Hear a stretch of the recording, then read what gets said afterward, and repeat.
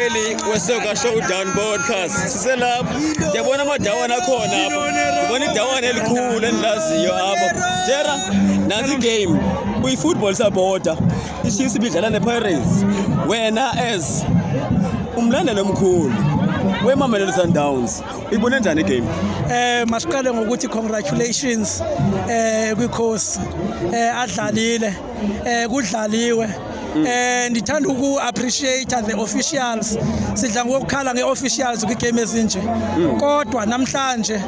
sonke sizi-supporters sincumile fair and square ile nto kwi-Pirates ibethiwe congratulations once more kumakhosi badlalile futhi i-mistakes bezimbalwa namhlanje kodwa kudlaliwe mntana omhle anifuni uba ndiyigqophe Siyabule bukeli sawudibana Monday sizihlalutya le game